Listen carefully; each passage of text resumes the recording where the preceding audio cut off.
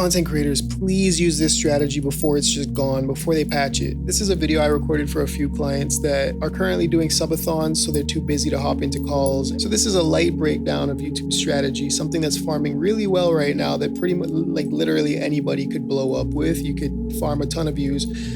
We use this to get our clients monetized within the first month. You can pretty reliably and predictably just get anybody monetized within the first month by doing this strategy for entertainers, specifically entertainment-based content creators. And so here's some free value, just a cheat code on how to get monetized in under 1 month, literally monetized in probably less than 20 days, and how to farm ad revenue. If you're trying to make an extra, $300, $400, $500, you're trying to make some cash money, you can use this method to make some quick money pretty easily. You could realistically start making $500 a month your first month of being monetized, and start doing pretty easily a few thousand a month after that, just depending on how much you want to post.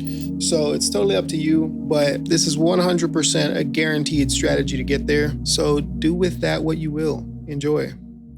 Hey, I just wanted to make a quick video breaking down the results you can actually expect. A lot of creators spend their whole career cycling through editors, hoping that one editor's style will eventually blow up their channel. But the reality is most of them never get the results they're hoping for. And the reason is that they're missing strategy. There is a strategy to getting views, and once you know it, you can pretty much rinse and repeat it to blow up your channel. And that's why we always say paying for edits without applying strategy is basically just burning money.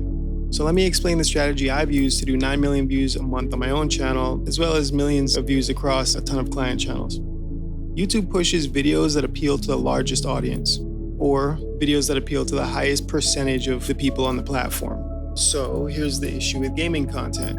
Only about 30% of YouTube's viewer base is interested in seeing you play a game, and of that 30%, maybe only 20% care about the specific game you're playing. That's a tiny slice of the pie. This is why we either push people towards interesting content ideas for stream, like confessions or unbanned requests, or reacting to chat submitted videos. Or we just suggest reacting to videos that a large percentage of the YouTube viewer base will enjoy.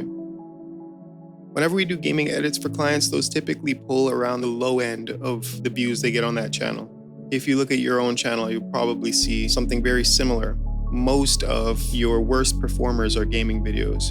And consistently, we've seen that once we start getting a client to include reaction content, that's when they start getting exceptional results. In this example, we go from 300 to 700 views per video, all the way to 7,000 to 12,000 views per video. But if you use the same thing for too long, the views can stagnate. It can get old. And so that's when we started to recommend specific videos that were popping off for other content creators. Then we got back to 9K by reacting to Bigfoot content, and then mixed in another Bigfoot one here, 27K, 15K, 17K, and then a sturdy 60K. Now we've recommended these two videos. Both of them have popped off for other people. So, they did exactly as expected here, because these videos appeal to a much broader audience than just gaming. Just last month, Vampy hit 10K, and now we're already halfway to 20K.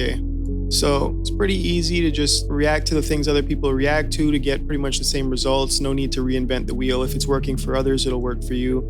And you can guarantee growth and success rather than trying to put out random gaming videos and hoping one blows up, which is extremely difficult and unlikely because it's such a small potential audience.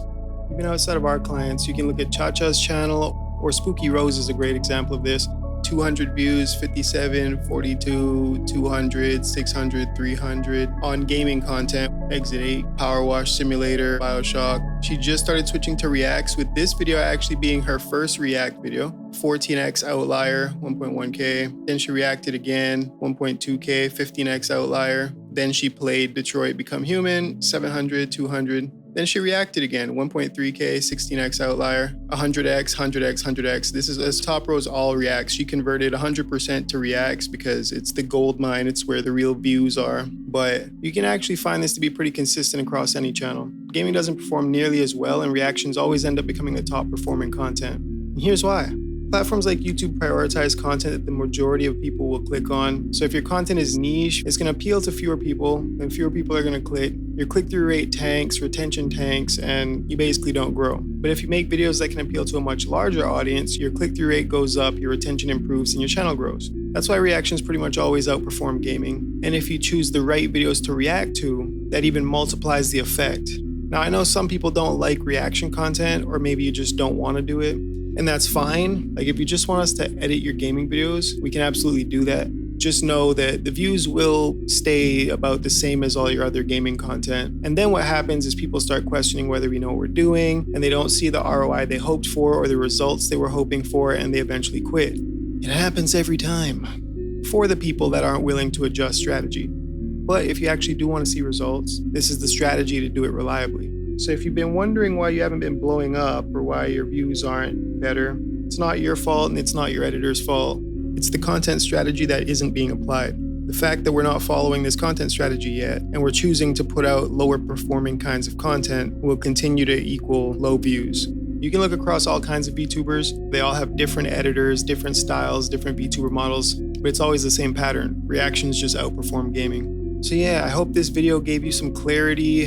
There's a lot more YouTube strategy that we could get into to break down how I've done many millions of views myself and how some of our partners are doing hundreds of millions of views per month on their channels. But this is the main thing I wanted to address pretty early on because it's the main thing that ends up being an issue when we can't get into calls with clients as often as we should for planning and strategy. Remember, the main benefit of this service is the strategy aspect. It is helpful to have people manage the flow of content for you, but if we just did that part without the strategy, your views would stay the same as they've always been. And so the strategy is the most important part that is actually a game changer to your growth and success on YouTube.